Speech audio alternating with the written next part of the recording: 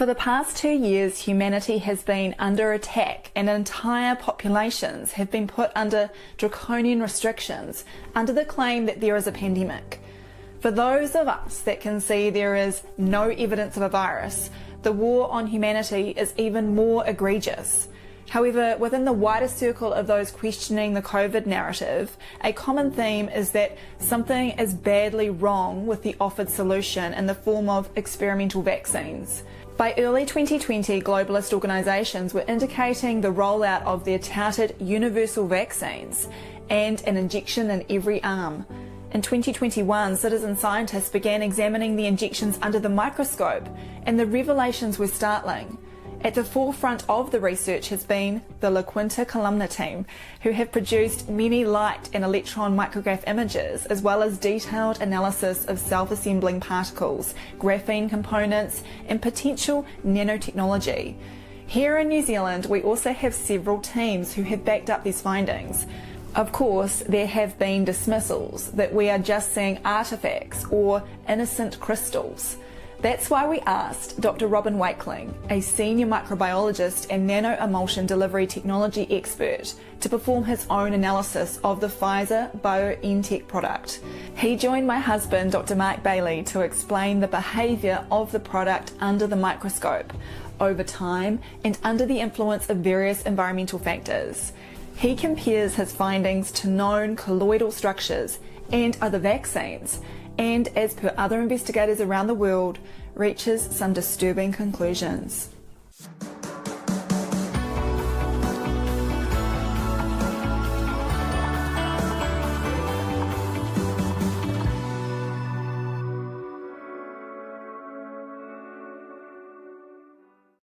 Welcome everyone. I'm Dr. Mark Bailey in Christchurch, New Zealand, and it's my pleasure to be speaking with Dr. Robin Wakeling, coming in from Wellington, New Zealand.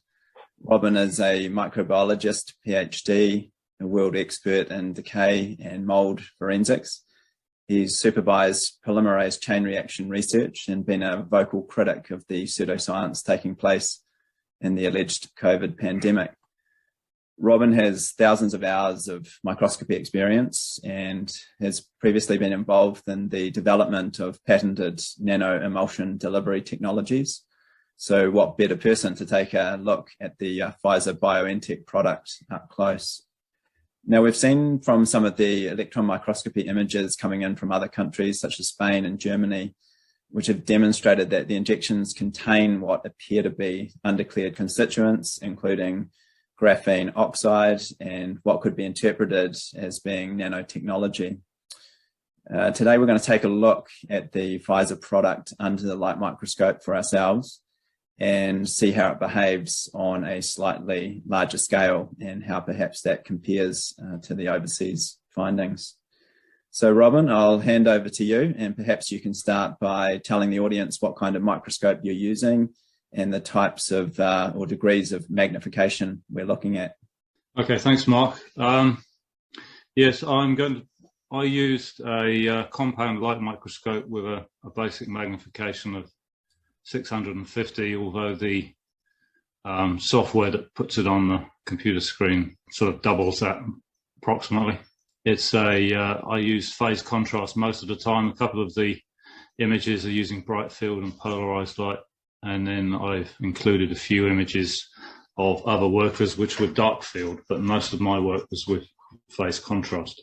And the magnification and scale, I'll remind the audience of that as we go through. Okay, so I suppose the overarching theme of this presentation is what, if any, are the undisclosed ingredients in Comirnaty. We know that there's at least 2 declared undisclosed ingredients. In other words, they're just coded. We don't know what they are on the basis that they are proprietary excipients. So we know that there are some unknowns and possibly there are some undeclared unknowns also. So that's really the overarching question that we're addressing. Okay, so this is just a quick summary of what I'm going to cover so you know what's coming. Part 1 is relatively short. I'm going to give a very quick abstract of the findings so you can see some of the images very quickly. I'm not going to spend a long time describing them. I'm going to do that in detail in part 2, but it's just a quick snapshot of what you're going to see during part 2. And I'm going to give a brief introduction that sort of sets the scene. What are the listed constituents in community, so we can put any non-listed ones into context. Just a quick brief explanation of the principles of mRNA formulation chemistry, how that's achieved in the community formulation, so we can understand some of the images that we're looking at. And the same little bit of background on the microscopy and the nanoscale. What is the nanoscale? What size does that cover? Graphene oxide. What evidence is there that graphene oxide may be contained in community and some of the other COVID-19 vaccines? And then we're going to move into part 2, which is the bulk of the presentation, which is the actual videos of the micrographs. So what we actually saw under the light microscope. I'm going to dive right in off the deep end into a quick abstract of the findings. And then I'm going to step back and explain those findings so that they're understandable. So don't worry if the first few images don't make sense. There are 3 main findings that the microscopic images that we're producing are suggesting, the key findings. So the first one is that the lipid nanoparticles that are contained in community, and I'll explain what LNPs are in a moment, but it appears that they are continuing to self-assemble in a way that forms much larger colloidal structures of some highly varied and somewhat rarefied forms.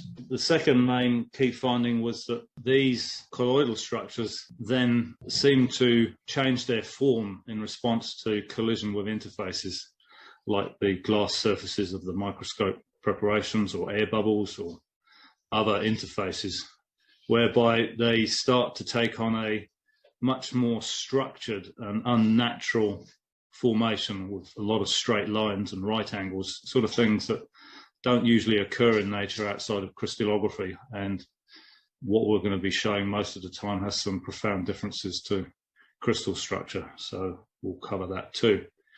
And so the third finding, which is where the other 2 kind of lead to, and it's where other workers have sort of jumped into the deep end with some of the dark field work that's been done. These right-angled sheets and wires that seem to form from the colloidal structures go on in some situations where it appears that some environmental triggers are involved. More about that later.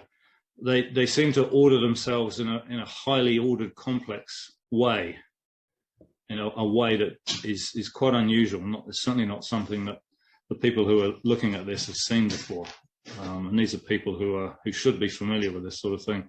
So those are the 3 main findings. I'm just going to show some very quick images to illustrate those. So this is a light micrograph of these colloidal structures that form from the lipid nanoparticles. What you're looking at there, this thing in the middle here, looks a bit like a jellyfish.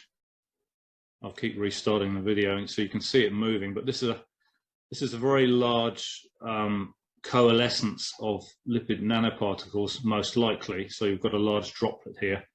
I apologize, there's no scale on this one. There is a scale on some of the others, but this is about 15 microns across. So it's a spherical droplet of something. And then there's a tail coming off that, a series of much smaller droplets all joined up to form a long tail. And this one up here, you can see is a slightly smaller droplet with a very long tail on it, where all the droplets have coalesced into this long thread. And if I keep restarting the video, you'll see it actually moving around. So the long tail goes all the way from there all the way up to the droplet. And you can see these larger droplets forming a tail also moving around. Okay, so more about that in a minute. Those seem to go on to adhere to surfaces, like this is the underside of the microscope cover slip. So this is a droplet of community that's been put on a microscope slide and then covered with a cover slip, and then we're looking through it at times 600, and it's probably more like times 1200 by the time you put it on the screen here. If I start the video here, you'll see I'm bringing it in and out of focus, and those colloidal structures are fusing or pressing themselves onto the underside of the glass, and they're starting to form these very regular straight edge right angled structures. Some of them are very simple, like a little square or rhomboid structure, and some are more complex. So you'll see those, some larger ones in a minute. Okay, let's go to the next one. Okay, so this is the same scale, it's the same magnification. These are just larger structures of the same kinds of formation. So they go on increasing in size with time. I'll talk about how quickly these form and the conditions under which they form in a moment when I look at a lot more images. This is just a quick snapshot. You'll actually see some of these structures are formed on the top face of the microscope slide, and then some are formed on the underside of the cover slip. So you've got like a sandwich where community is the meat in the sandwich, and then you've got the two slices of bread, which is the cover slip and the microscope slide. And so these two here are structures which are formed on, I think it's the underside of the cover slip. So if we start the video again, these ones here are actually on the top face of the microscope slide itself. And then as we bring it in and out of focus, we'll eventually go back to the underside of the cover slip here. There we are, we see. So you can see these are starting to get more complex. And this one has about a dozen sides to it. And they often have these very long features attached to a sort of a plate-like structure. But they're quite characteristic. You know, we've seen these in about 3 dozen preparations from 2 different vials of the same community. They've got serial numbers on them, but I don't know whether they're the same batch, but they've come from 2 different vials. And then that culminates in this. This is a sort of image that's not that hard to find on social media or some internet sites. This is another worker. This is not my image. This is an image from another worker in New Zealand. And it seems to me that under certain conditions, the structures that I showed in the previous slide, they'll go on getting more and more complex. You can see the basic form. So if you were to take about 10 of these and combine them, this is the sort of thing you'll end up with. So we've got very similar components here, straight edges, and this is about 5 times magnification higher than all my images. So this person was working with a higher magnification. I think it was probably the optics were around 1,000 to 1,500, and then it was taken up to about 4,000 with the software on that they were using to project the image. That's an example of the 3 different key findings. So now we're going to step back and go into those in more detail so that it makes more sense. So Pfizer's Comirnaty, in brackets, COVID-19 mRNA injection, we're trying to address what does it contain. If we look at what's been disclosed, what it purports to contain is the mRNA, which is a specific in silico designed nucleotide sequence which is supposed to encode for the spike protein. There are 4 different lipids in there. There are structural lipids and there are functional lipids. The structural lipid is a lipid that helps with the formation of the lipid nanoparticle structure. I'll explain what that is in a minute. And then the functional lipids are the lipids which help the messenger RNA get across the plasma membrane of the cells, ostensibly in the muscle at the side of the injection. So there's a bunch of different lipids in there. There are buffers, there are surfactants, stabilizers, and then of course there are the unknown but declared proprietary additives. There's at least 2, but there may well be other things in there as well. We just don't know. There does seem to be mounting evidence from other workers that there are features that people are coming across when they look at these COVID-19 gene therapy or vaccines, whatever you want to call them, under the microscope, either with the electron microscope or high-powered light microscope. There is accumulating evidence, and we'll talk more about what exactly that evidence is in a minute. But the thing to take note here, and the purpose of this slide, is just to remind the audience that there are some very good reasons for suspecting graphene oxide. It's not like people are pulling it out of a hat. Graphene oxide is a very exciting molecule in biotechnology at the moment. It's sort of like the golden child of many aspects of nanotechnology research and development, including medicine, including vaccine delivery. And so if you did a quick search in Google or one of these other search engines, it wouldn't take you long to find at least a couple of dozen papers that touch on the use of graphene oxide in medicine, and some of those will cover a specific use for vaccines.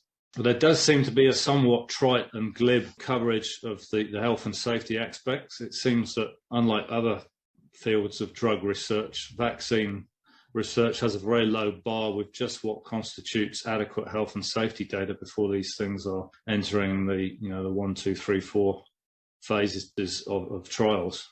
The bar seems to be a little bit low to me. Some of the additives that we know are in vaccines, if you tried to put them in other drugs, then you'd come to a grinding halt very quickly with development. But it does seem that things have evolved such that it's much easier to put all kinds of excipients and additives into vaccines and get them approved without the same degree of scrutiny, particularly in terms of medium to long-term health and safety testing. And that is of great concern, particularly with something like graphene oxide, if it is present, because there are some very good reasons why many people believe that graphene oxide would never be safe as an in vivo treatment. And yet there's hundreds of millions of dollars of research going into this, just this one substance. So a bit more about community. So this is not hypothetical stuff. This is what is admitted by the mainstream. So community is manufactured to form self-assembling nanoshells. Now, what that means is that it's a colloid or emulsion of supramolecules called, probably most accurately called liposomes, which is a complex type of micelle. The best way to try and understand it is to think of something like cow's milk or any other of the many kinds of emulsions that we're familiar with. Cow's milk is primarily a suspension of fat droplets in water. So if you take, everybody knows what happens if you pour olive oil or any oil into water. It's very hard to get the two to become miscible. The oil will sort of glide down and then rise to the surface and just sit there. And you'll get two separate phases, an oil phase and a water phase. Well, when you're trying to formulate something that's basically not soluble in water, like many of the things that we might want to use as drugs or pesticides or biocides, you have to somehow solubilize that. So a standard way of doing that is to mix it with various solvents, co-solvents, surfactants. In fact, probably the best way to explain that is to move to this diagram here. So what you basically have is the nucleotide sequences, the mRNA, they're surrounded by lipids and surfactants. A surfactant is simply a molecule that has a polar end and a non-polar end. So it has a moiety, which is water-loving, hydrophilic, and then another sort of fatty end that is hydrophobic. What that does is it helps emulsify things. So it's a way of orientating something that would otherwise be insoluble in an aqueous phase to make it soluble. So there's about 4 different lipids. There's what's called a helper lipid here. This is probably cholesterol. We've got polyethylene glycol, which in this diagram is actually attached to another lipid. And so the coating, because remember this is a sphere, it's not a flat plate. This is just a diagrammatic illustration. So it's like a cross section through a sphere. I see, Robin, you've added a con at the start of the name there. I don't know if that was a typo or intentional, but it's quite funny. Oh, that actually was a Freudian slip. It wasn't deliberate. Well, we'll leave it there, shall we? Anyway, so coming back to our previous diagram, each liposome contains about 50,000 molecules, mainly lipid molecules, but also the mRNA nucleotide sequences and all the other excipients. And then there's about several billion molecules. The reason that community is formulated in that way into these liposomes is partly to form a stable emulsion in the vial and in the syringe before it goes into the body, but it's also to enable it to get past the cell plasma membrane, which is normally a significant barrier. The cell plasma membrane has a very similar composition and structure as a liposome. It's like a key and a lock in a way, or they're very similar. What can also happen is that foreign messenger RNA nucleotides, in other words, artificial genetic code, may also become incorporated into the native DNA of the cell as a potentially permanent genetic alteration. And this is something that all the fact checkers have been very quick to deny and say is nonsense, but there's very good reason for suspecting that could happen. In fact, it's a default position in many fields of genetic engineering. So just to assume that it wouldn't happen, having got past the plasma membrane, is somewhat bizarre. But there is actually some research, direct research now, suggesting that is precisely what happens. Robin, we should just point out for the audience too that the molecule itself that they've designed is potentially toxic to both the cell and the nucleus, because it contains synthetic nucleotides to stop it breaking down. And not only that, but it's encompassed in these lipid nanoparticles and potentially graphene structures, which also resist degradation. So we've got a type of molecule, the RNA, which is usually highly unstable, broken down inside the body quickly, which could persist for far longer than the body is used to dealing with, and could set off its own problems in itself at a cellular level, even without production of the so-called spike protein. Yeah, that's a very good point. It reminds me to tell the audience that the polyethylene glycol, polyethylene glycol is a well-established metabolic poison, has all kinds of interference mechanisms. It's quite a serious poison. For some bizarre reason, it seems to be okay to add it to a vaccine. But as I said, if you tried to add polyethylene glycol to most other drugs, you'd just get laughed out the door. It's really odd how easy it is to put these things in a vaccine and then claim that it's okay for some reason. It's really strange. So putting polyethylene glycol into the cytosol, on the face of it, is a completely insane thing to do. It's one of many, many, many questions that just don't seem to have been addressed. And whenever anyone tries to address it, it's like they're an instant heretic. It's really strange. The same with the graphene oxide. There's quite a difference in the literature between the medico-pharmaceutical literature, which is all singing the praises of graphene oxide, versus the literature you see from the engineers who point out that it's an incredibly toxic substance. Okay, we'll talk of the devil. Here it is again. So graphene oxide has properties that make it a natural candidate for artificial manipulation of important cellular, electrical, and genetic functionalities in humans, and of course their related pathologies and therapies. Of course, the emphasis in the literature is on therapies. However, the safety concerns are extensive, and there are logical reasons why these safety hurdles may be insurmountable, given the nature of graphene oxide. For example, one of its remarkable properties is the ability to self-assemble into very shallow, one atom thick sheets, which is a very remarkable quality. So that, plus the fact that it's not something that's naturally found in nature, so you can't get much narrower than one atom thick. Potentially that's narrow enough to get between the components of a nucleotide sequence. This is a diagram to illustrate scale. So I want it to be clear when I'm showing you the images, what size we're talking about. So at the end here, we have a tennis ball. So a tennis ball is about 100 million nanometers across. Now at the other end, we've got a water molecule, which is about 0.1 of a nanometer. And then in the middle here, we've got bacteria.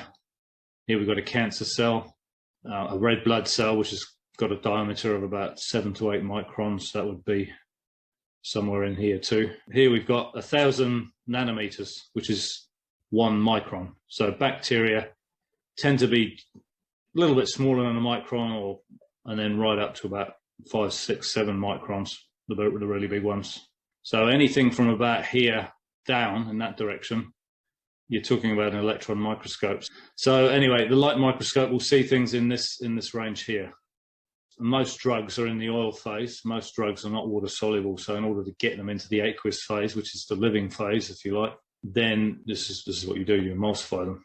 As a rule of thumb, the smaller the droplets, the particles, the micelles, the liposomes, whatever you want to call them, the more stable they tend to be. It's much more complicated than that, and that size is only one thing that affects stability. But as a rule of thumb, that's still correct. Cow's milk is a suspension of fat droplets in water, and those droplets are 0.5 of a micrometer up to about 20 micrometers. Whereas community, the individual droplets or liposomes are smaller. They're between 100 and 150 nanometers.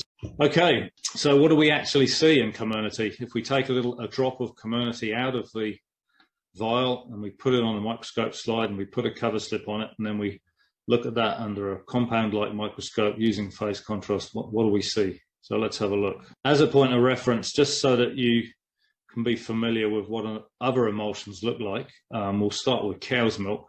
You'll see that there's this effect in the background. It's a bit like a snowstorm. Unfortunately, the software that extrapolates what's on the microscope and puts it on this screen, it gets a bit confused because there's hundreds of thousands of individual droplets there, and it simply can't sort those out. There's more droplets than there are pixels, for one thing, so it gets a bit confused. But you can kind of see the snowball effect there. Under the light microscope, you can actually see individual droplets, but they tend to get a bit splurged. The main point of showing you this is to show you what an emulsion looks like, and you can just see there's a sort of an effect of movement of lots of little particles there that are just outside the size range that's easily detectable with a light microscope. So there's a couple of larger things here which are about 2, 3, 4 microns across, but most of these are sub-micron size, so they're starting to get quite difficult to see, but you can still just about perceive them, these little black dots. So phase contrast, it sort of makes things black or white depending on the position of the focus. But there was, I actually heated this myself to make sure it was pasteurized. So I wanted to be sure that none of that movement was to do with motile bacteria. So yes, I can confirm that there weren't any motile bacteria there, because the bacteria that may have been there would have been dead because I killed them. Now I wanted to make a point here. So what I did was I abused this milk emulsion by heating it just below boiling point cyclically by putting the microscope slide on a really hot radiator and then taking it off and putting it back on. So I didn't actually let it boil, but I did it until the emulsion broke. This is fat here. This is a fat, milk fat. And then all the casein and lipids that didn't crash have sort of coated the underside of the cover slip. And so this is exactly what we would expect to see. So this is flu vaccine. I wanted to look at some other vaccine emulsions. It's actually a little bit clearer here that we're dealing with an emulsion. These droplets are slightly bigger than in homogenized milk, or they appear to be. So I'm bringing this in and out of focus, and you can kind of get the impression, you can just about see the individual droplets here. So these are sort of hovering either side of about a micron diameter. You get this sort of snowstorm effect. They're moving down just because I looked at this immediately after I prepared it, and the liquid hadn't settled yet, so it was still moving from top to bottom. So nothing very exciting there. As I say, it's just a point of reference. This is what happens when I broke the emulsion, so I deliberately destabilized the emulsion. This is one of the challenges with emulsion chemistry, is to produce something that's stable. So when you start heating things, changing the temperature cyclically, it's the sort of thing that will cause an emulsion to crash. So I just wanted to make the point that we're dealing with an emulsion. Hey presto, this is the confirmation. So on the left-hand side here, this is the oil phase, and this is the aqueous phase. And you can see some of the oil phase has come across into the aqueous phase there. As an aside, most of the emphasis or reference to graphene oxide is sort of 99% in relation to community, but there has been suggestions, or have been reports, that graphene oxide may be in some of the flu vaccines also. And lo and behold, if I put the flu vaccine through a less severe heating regime, one that wasn't designed to mess up and break the emulsion, but just to introduce a little bit of heat, sort of thing that might happen when you inject a vaccine into a warm-blooded creature like a human. So I heated it up to about 40 degrees, so a little bit higher than body temperature. And we did seem to get these structures formed. Now, this is a structure it has some similarities to what some types of graphene oxide are supposed to look like. If you imagine a piece of aluminium foil and you scrunch it up in your hand, so that you get lots of layers all lying over the top of each other, lots of folds all folding over each other. That's what graphene oxide will sometimes do. So that may or may not be graphene oxide, and maybe a red herring, but nonetheless, I saw that quite a lot of images with that. So this was MMR. Someone also sent me some MMR vaccine as another point of reference. Again, starting the video, coming in and out of focus. You can see there's some sort of deposit forming on the glass, but most of it is just this emulsion. You can see the little snowstorm effect of the emulsion particles moving in the background here, all these little black dots moving around. So, you know, nothing particularly remarkable there. It's what you'd expect if you were looking at an emulsion. So it was a useful reference. This is water. When you take glass microscope slides and cover slips out of their package, if you don't go to a lot of effort, they tend to be charged with static electricity, and they very quickly get lots of dust particles on them. I wanted to make the point that not everything you're seeing has got anything to do with community or the other things that we're looking at. Some of it's dust. So this is like a control. So this is just some water that came from a reverse osmosis filter, and that's exactly what you're seeing here. This is just water with some dust particles on the cover slip and the microscope slide. So if we just start it up, bring it in and out of focus, you can see some are on the underside of the glass, some are floating in the liquid, in the water between the cover slip and the microscope slide itself, and some are actually on the microscope slide. So that's just another point of reference, just to make sure that what we're looking at is real and not an artifact. Okay, so let's get into the community. This is community at time zero, or close to time zero. So we took a droplet out of the vial and plated it out, and so within less than a minute, we're looking at it in real time and recording what we're seeing, which is what you're seeing here. You see there's a very few larger droplets here. This is a vial that's probably been slightly abused. It hasn't come straight out of a cold fridge. It's been in transit. So there might have been a little bit of destabilization going on.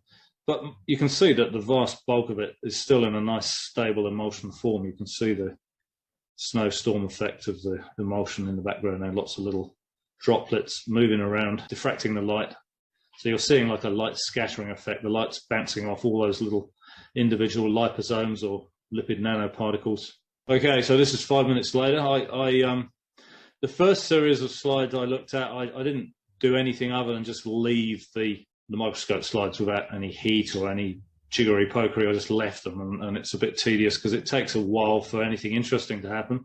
So I quickly learnt that if you applied heat, it speeds things up quite markedly. This is a bit later on in the piece, so normally 5 minutes you wouldn't see any change at all, but 5 minutes plus a pretty vigorous heating regime. So I took this up to about 60 degrees centigrade, and this is the start of what starts to happen. So you see over here there's a little coalescence of the lipid nanoparticles into a much larger formation. So there might be about 100 liposomes. It's all coalesced there. That's most likely what's happened. I mean, that's a hypothesis, but it's hard to explain what else we're looking at here. Here we've got two little coalescences, so we'll call them large colloidal structures.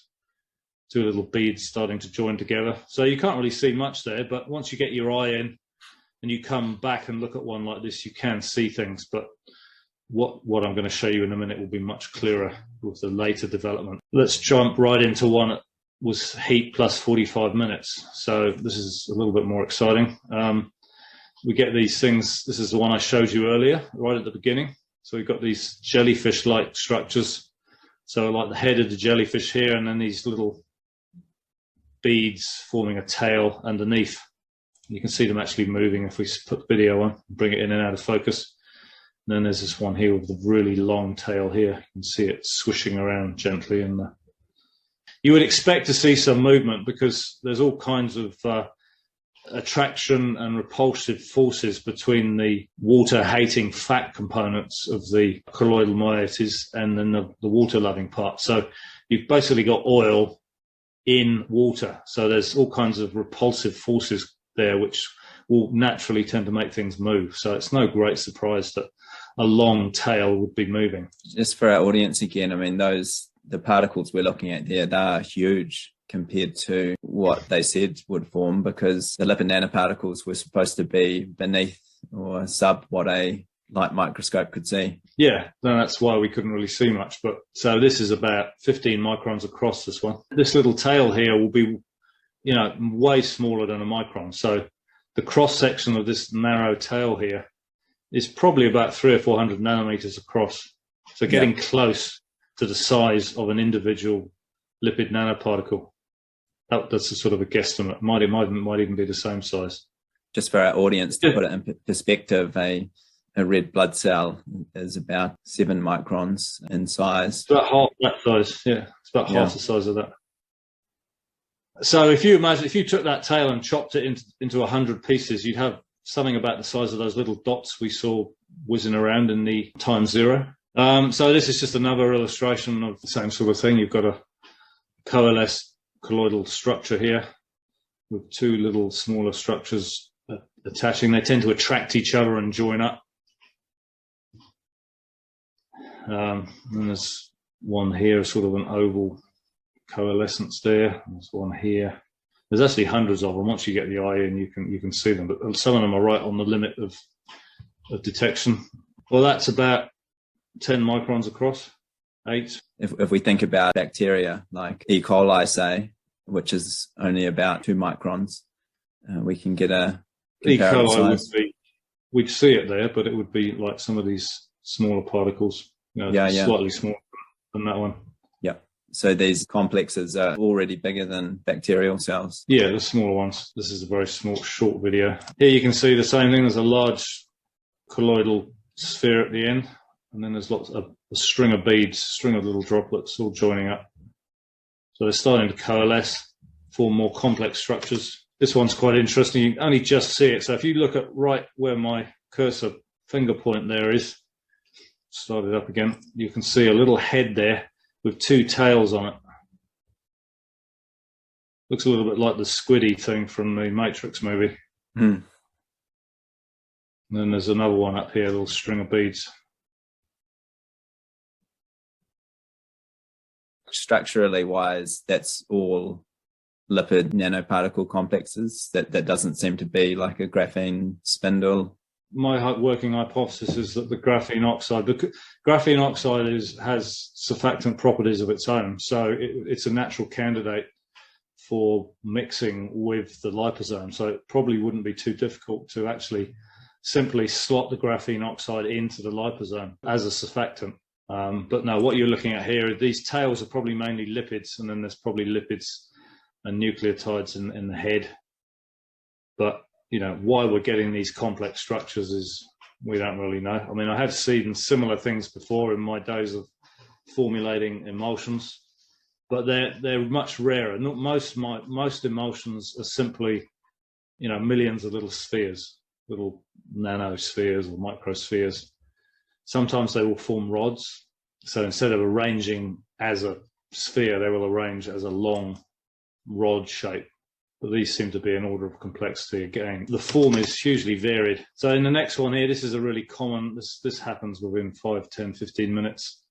So you get these different sizes. There's quite a large one there, a smaller one here. Most of them have tails, but not all of them. Some of them are like dumbbells. But once you get your eye in, you can see that some of them are very small. They're just on the limit of detection. So some of them are quite small. Some of them are 10, even 100 times bigger. So there's almost a 10 to 100 size difference with some of these coalescences. And here's just one big oval sphere. So that'll be the reason that's probably slightly oval is it's probably so large it's been squashed between the cover slip and the microscope slide, so it's unable to form a perfect sphere. That's probably about 20 plus microns across. So the possibility is that could have been even bigger, but it's just restricted by the in vitro study. Possibly, although it seems that those other rod shape and sort of jellyfish shape structures are much more common than just the large spherical structures. So something like that, where you've got a combination of a tail and a head shape. This is just particularly grubby cover slip. It's got dust on it and grease. But the interesting thing are these things here. So we've got a little head here with a tail. There's another one here. So they're all over the place. Robin, for our audience, is that an air bubble on the lower left? Yeah. Yeah, that's an air bubble, and this is just detritus. Because we're shining white light through here, sometimes some of these little particles will diffract the light rather like a prism and will separate it into its component colours. So there's something about the physicochemical properties of this bit of dust detritus here that's making it look yellow. Here's another one. You can see that one moving from right to left. It's got they're not always perfectly spherical. Again, this one's probably a bit squished. But yeah, it almost looks like that one's moving under its own steam, but it's probably just floating with the bulk phase. But yeah, they're all over the place. Smaller ones here, here, and here. Okay, this is where it starts to get a bit more interesting. If you look at this one in the middle here, what we've got is a string of half a dozen little beads there. So there's a bead there, a bead there. And then sometimes, apparently spontaneously, some of these spherical beads start to form flat rhomboid plate-like or cuboidal plate-like structures. And it's quite clear that they're coming from the beads themselves. They're not forming separately.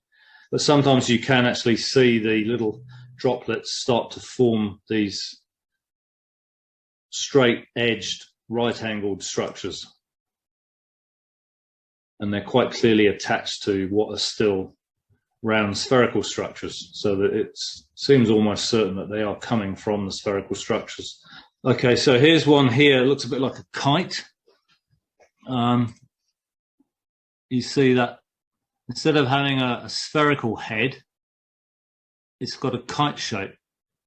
It's got straight edges and right angles. And then it's got a tail of beads attached. So I'll start it up again and you'll see it moving. It looks like a kite that's been hooked up on a boulder right in the middle there. You see that? Yeah, so Robin, what time frame are we looking at here? But it would have been less than an hour from getting it out of the vial. Sometimes you get other weird and wonderful shapes. So this one has got a long series of droplets that have coalesced to form a rod. And then instead of having a droplet at the end, it's got like a loop. So this is like a rod or a thread, wire, which is looped back on itself, and it's just formed a loop. Now, what happens if you leave this standing for hours as opposed to minutes? I mean, you can accelerate things with magnetic fields and heat, but this sort of thing was happening after about 2 or 3 hours or even overnight. And so what's happening is that these rod-shaped structures are starting to coalesce.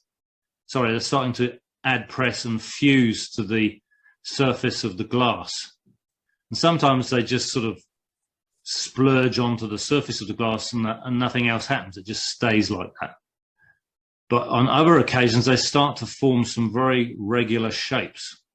You can see there's a slight hint of it here and there, but if you hadn't seen the more ordered forms, you'd probably miss it. So you start to get slightly more complex plates. A lot of them are sort of four-sided. This one's sort of, there's a four-sided one. And then some of them start to get a bit more, that one's like an L shape. And you're also starting to get these wire-like straight edges. So for some reason, what was a sort of a wavy, quivery tail, once it starts to adhere to the surface of the glass, it starts to become extremely straight or sometimes curved. So something is changing. There's one that's sort of bent back around on itself. There's one that's got sort of like a spoke-like feel to it. So we'll play the video for that one and you can see it moving. So bring it in and out of focus. And there are other ones here, here, here, here, and here. They're all moving.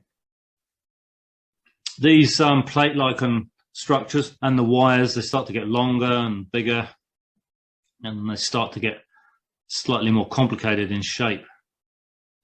So this is something that's happening over time. These colloidal structures are starting to adhere to interfaces. Sometimes they will form in the free floating liquid, particularly if they bump into another particle or an air bubble.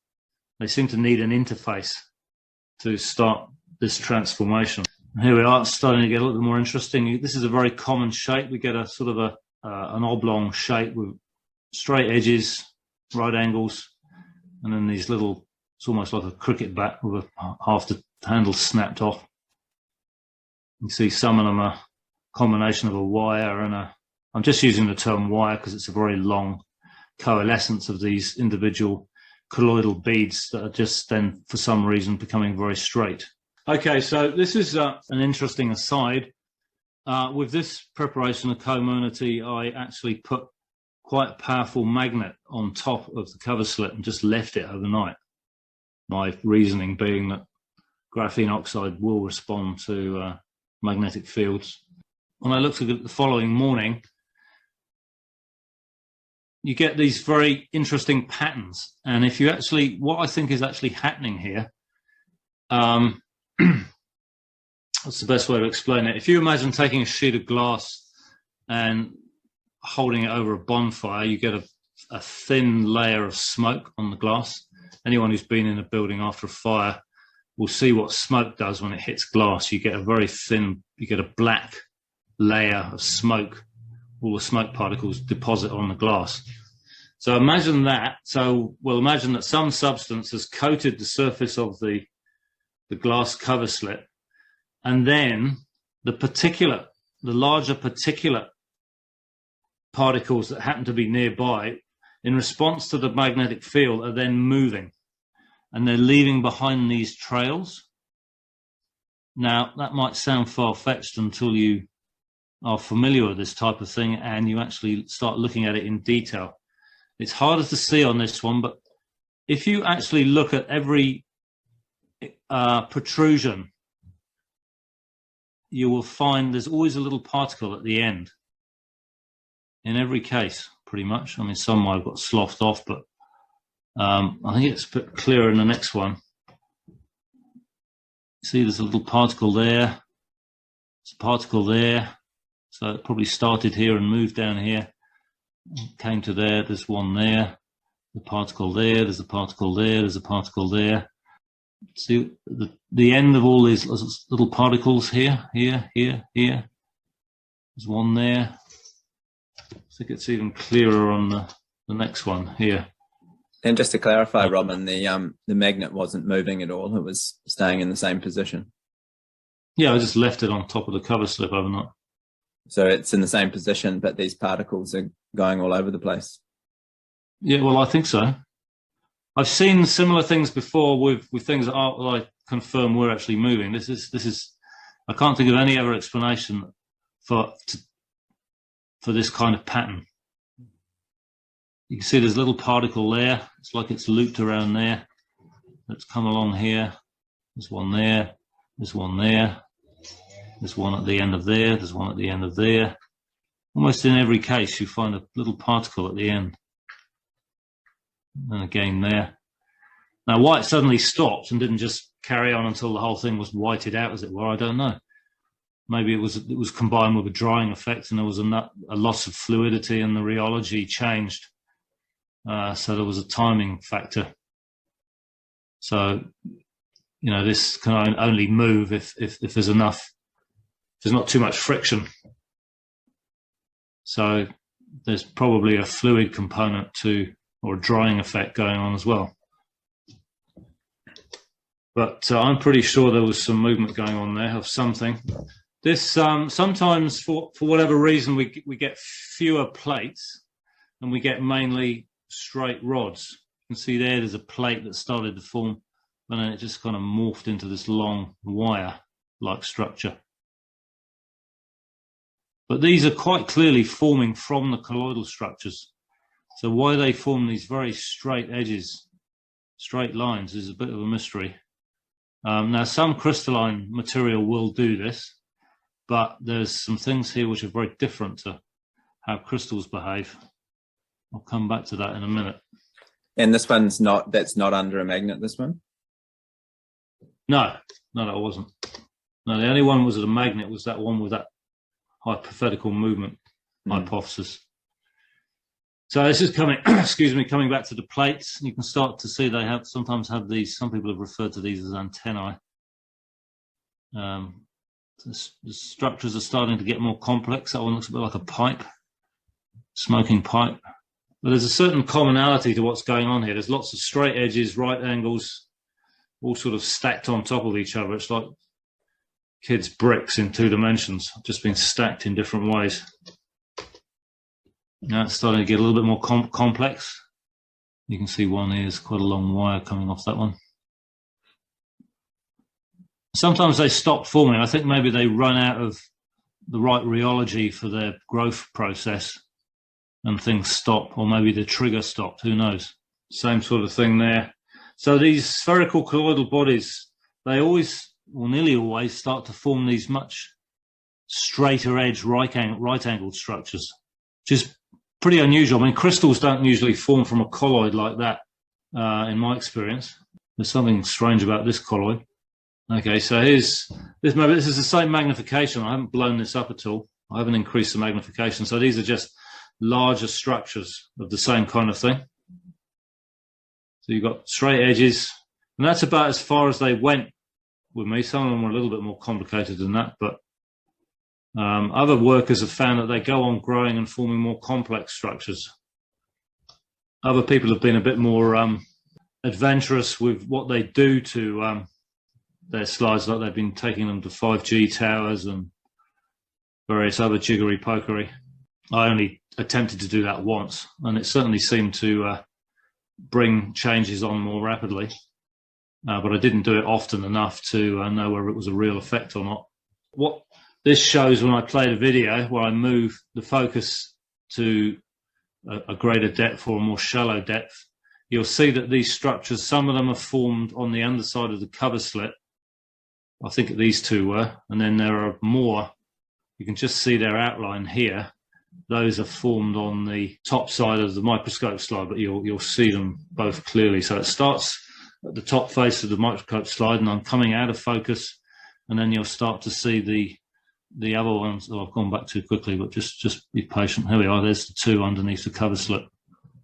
So they form at interfaces. So they're almost two-dimensional. I mean, they do have a depth, but if they are graphene oxide, then they're going to be very thin, maybe 1 atom thick, perhaps, which is why they're forming like that. Like inside a human body, we'd expect that interface to perhaps happen like on a blood vessel on the wall. Well, the human body is just 1 billion miles of interfaces. So every cell has a plasma membrane around it, which is effectively an interface with the plasma, the blood. So you've got interfaces everywhere in the body. So there's plenty of scope for. This is why graphene oxide would be a particular concern. There are so many places where it could form these sheets, as it's known to do in vitro. These are not my images. These are images that are available on the internet. And so it looks to me very much like these structures are simply extensions of what I'm seeing. You know, we've got the same straight edges, and their magnification is, or at least about 5 times higher than mine, so the scale would fit too. So if you multiplied the size of those larger ones of mine by 3, 4, 5, you pretty much got bang on the same sort of size, and then you've got the same straight edges. You often get these long protrusions. These are just a bit more complicated. They seem to be forming much more complex structures. I suspect as we do more work with this, we'll come up with protocols for making this happen very consistently. Here's another one, not dissimilar. There's another one. So that some people have said, oh, these are just crystals, you know, you're just looking at crystals, and people just leave it at that, come up with these very trite commentaries, which, okay, so, well, that's a fair enough comment, but when people make comments like that, we just need to press people to go deeper. Okay, so it's a crystal. So what in the community mixture would you expect to form crystals? If for the disclosed ingredients, we can rule those out straight away because we know how they behave. They don't form crystals under the conditions that we're looking at. So, okay, so maybe it's one of the undisclosed. And do they actually look like crystals? Well, the answer is they don't really look like crystals. Anyone that's familiar with crystallography will think, oh, we've discovered a new crystal at best, and they'll try and think, well, what is it that could be forming such a weird crystal like that? Because it's certainly like no crystal I've ever seen. The other way of addressing it would be to say, okay, well, what's in community and what could be forming a crystal? So unfortunately, this kind of feedback it's just a cherry-picked knee-jerk, oh, you're just looking at something that's not important, right? They never really address the issue, but it just occurred to me that we could actually look at some sodium chloride crystals. So I just prepared a supersaturated solution of pink Himalayan salt, and then just allowed it to start forming crystals under the cover slit. Of course, when a crystal forms, it doesn't just form in 2 planes. So that's an obvious difference between these crystals, or the sodium chloride crystals that we know and understand and love, and these other strange structures that are only really forming in a very, they're almost two-dimensional. They're not going up towards you. As we can see with this sodium chloride, as it formed, it was lifting the cover slip up because it's expanding in 3 dimensions. It's not just going on a very shallow plate in 2 dimensions, top to bottom, left to right. It's coming out towards us. But anyway, we can see these classic cuboidal crystals here. You know, they look like crystals. We know what crystals look like. And if we play the video here, bringing it in and out of focus, you can get a feel for the individual crystals. And then some of them are like mountain ranges. So some of these are so thick that they've lifted up the cover slip. And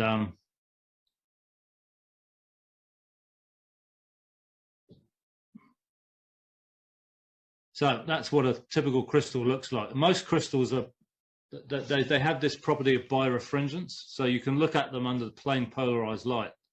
This is what a lot of geologists do. Geologists use a similar polarized light setup to the one I use for looking at wood and other things, because wood is crystalline like a lot of minerals are.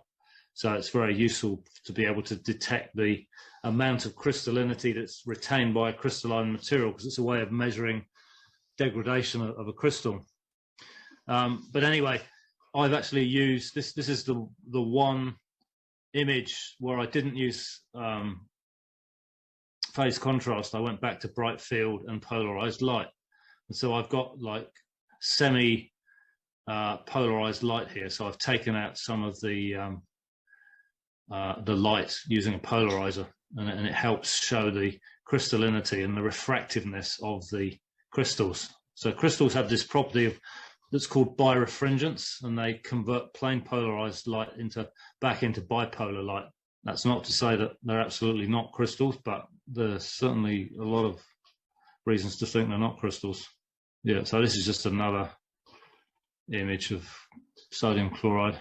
You can actually see this edge. These crystals form very quickly, so I could actually watch these forming in real time. I think I actually played this, like the video only went on for about half a minute, but I watched it for about 5 minutes because it was so fascinating. You could see it advancing across the face. So it was these crystals are forming quite quickly.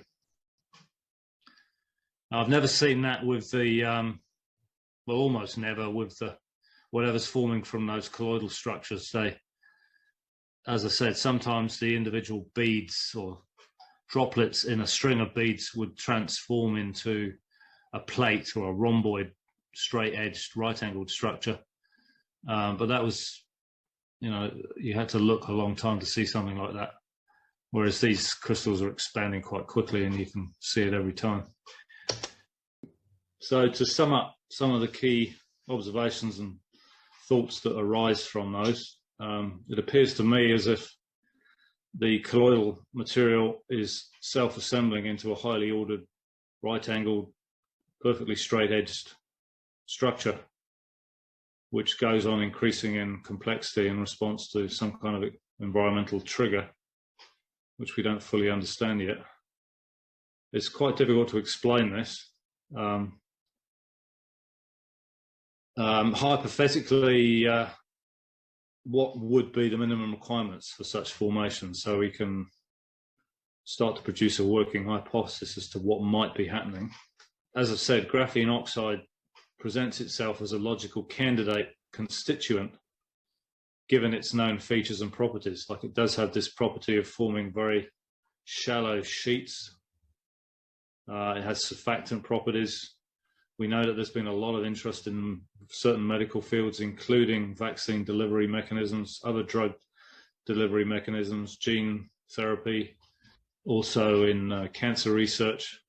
So there's been quite a lot of work already that's touched on graphene oxide because it has these remarkable properties that lend themselves to some of the functionalities that some of these therapies or alleged therapies are attempting to achieve.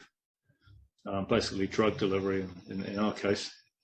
So perhaps an environmental trigger is causing the graphene oxide that's contained in the colloid to form a more ordered structure. I seem to be able to start to do it with heat, and The one time I actually went and drove around where some of the 5G towers are supposed to be located in New Zealand, but of course you don't know whether they're turned on or whether they're turned on to the right frequency. But anyway, something like graphene oxide, which is a conductor, it does respond to electricity, it does respond to magnetic fields. You would expect it to change its form in response to those triggers. So, it's fairly logical derivation. Graphene oxide is a conductor. It does respond to electrical and magnetic fields, probably including those that are known to occur in the human body. Like heart muscle is a very electrical material. There's all kinds of electrical activity in throughout the body, and the body is very sensitive to changes of these electrical fields. It wouldn't be a great surprise to find that a colloidal form of graphene oxide would start to behave in a way that is a response to the environment. So it wouldn't surprise me at all that the right EMF frequency might cause some of these effects. So lots more scope for more work from more people. No, that is absolutely fantastic, Robin. I think what was really important was to see the whole thing from the start, taking the product, putting it under the slide and watching what happens over time, watching what happens, exposing it to temperature and various electromagnetic forces. So that was fantastic. And I think it does tie in with what the overseas teams have found with regards to probable graphene oxide in the injections. Some of the teams overseas have obviously backed this up with mass spectrometry. What I'll do for the audience is also link to some of the findings from the overseas teams like the Quintec alumna and our own team here in New Zealand, Life in the Blood, and some of the reports that they've been producing that you can check out as well. And I think Robin's findings have been very consistent with the presence of graphene oxide and some very interesting findings with how that's behaving. No, we really appreciate your contributions, and this is another important chapter to the story. So thank you very much. And if you have any new findings, we'll be sure to get you back on to report back to everyone. Yeah, I will be investigating the EMF a bit more. I do have a little bit more material now to do that with, so I'll keep you posted. That'd be great. Cool. Thank you, Robin. Okay. Goodbye. To help sustain my channel in this time of censorship, please support my work on Subscribestar. Link is in the description. So that we don't lose touch, please find me at drsambailey.com and sign up for my free newsletter.